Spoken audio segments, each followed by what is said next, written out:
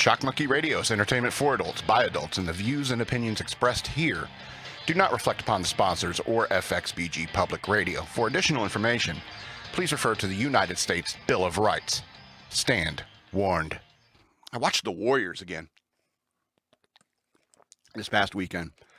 You know what I'm talking about? You've seen The Warriors? Warriors, come out to play. That one? Okay. And, it's such a, how do I put this? It seems like a B movie, but it really is an A movie, if you ask me. And it's really a relic of a time that a lot of people are forgotten.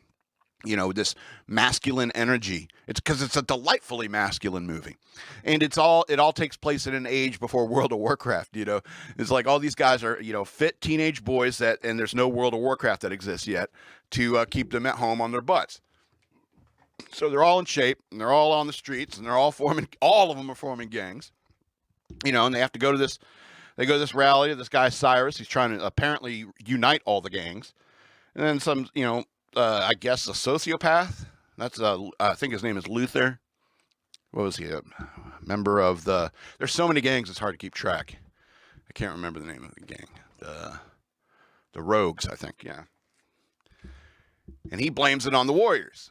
And so the story is the Warriors getting all the way down from the Bronx all the way back down to Coney Island, where they're from. The Warriors are apparently from Coney Island. I would see if I'd lived in Coney Island, been a part of that gang, and as they were forming it, I mean, why don't we call ourselves the Clowns? It's like, dude, no one will respect us. So it's such a delightfully masculine movie, and plus I really dig those Warriors vests. I would love to get one of those leather Warriors vests. It's delightfully masculine in the way that it depicts like different types of masculine energy. Like, you got the masculine energy like Ajax. He's like, hey, I'm going to mess with this chick who's alone in the park, And Swan's telling him, he's like, hey, you really are dumb, aren't you? And they get this little argument, this little power struggle within the Warriors since, what was his name? Cleon. Cleon was taken by the cops. Swan is clearly the smart one, if you ask me. He's the criminal with a heart of gold in many ways. And so, and you see how Ajax's choices got him to where Ajax ends up, and you see how Swan's actions led him to where he ended up. I think that's really kind of cool. In many ways.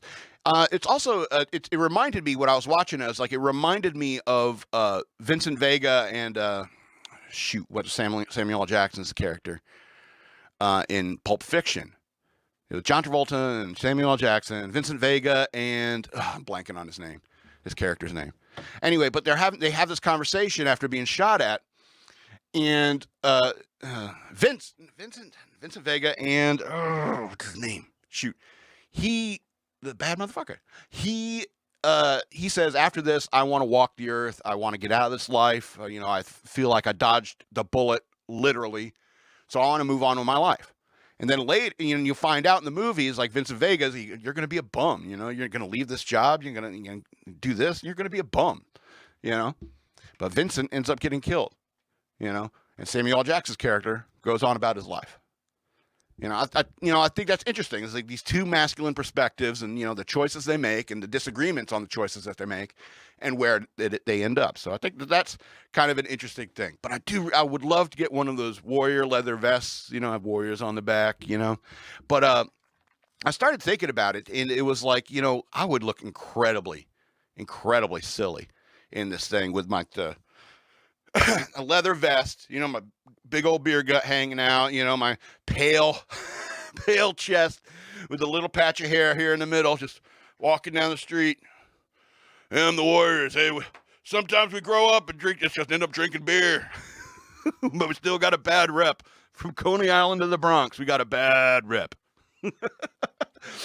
And so I was thinking about that, about how, I can't live like this. I can't live, with this weight on me. It's not healthy, especially as the older I'm getting. And as I'm thinking about all this, I started thinking about, well, why didn't I just jump on the fat acceptance train and say, you got to love me the way I am. This is the way I am. And so obviously I started thinking a lot about this whole fat acceptance movement where, you got these ads with, chonky people on it and stuff like that. And I mean, there's a difference between chonky and fat, but I mean, you got these TikToks and you got these videos that people put out. And it's like, look how fat I am and I love myself and I'm beautiful. And it's like, I don't believe you. I really don't believe you. It's not like, trim men and women are gone. They still exist. And I don't care how happy you say you are, at your weight. You would rather have a supermodel's body. I would rather have a supermodel's body. Could make things easier for me. Could make things, my whole life could be easier. But you got to understand, that kind of body, it takes a lot of discipline. A lot of discipline to get abs. You know what I mean?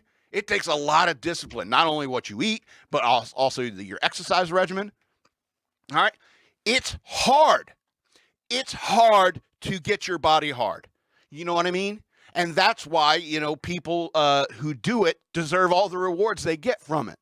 All right. Because they're like, I'm starving. I'd kill for a cheeseburger, but they stifle that, thing for the greater good of their health.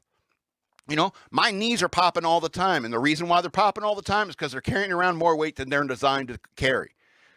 All right. And so that could be happening to your knees for all I know. For all I know, you're 110 pounds soaking wet. So I don't know. But it's hard to get to that point, and, looking that way is its own reward, and if it was easy, it would be uncommon. It would be like if, for example, if they invented a pill today that you take it and you can eat whatever you want and you'll never gain a pound. In fact, you'll get down to give everybody like a swimmer's body. You know what I mean?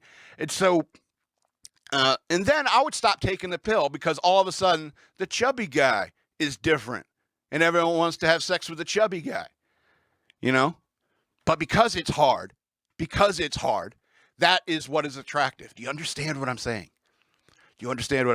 It's like the end of Logan's Run. This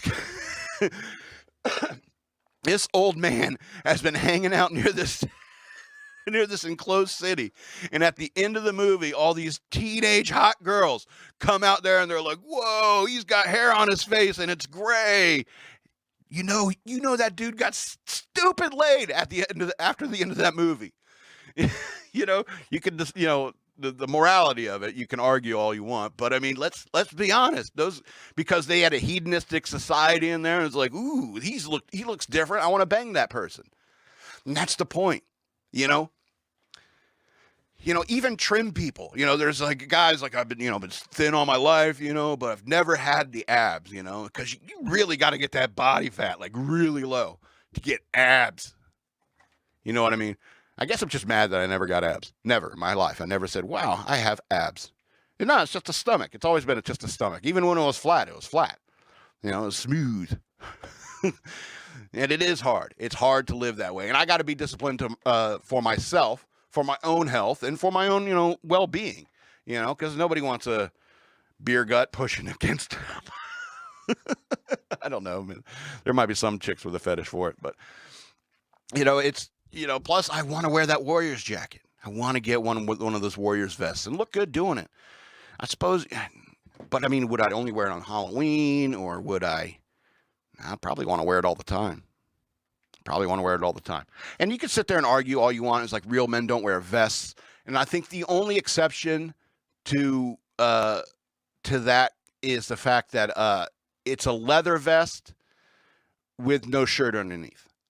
I think that's fine.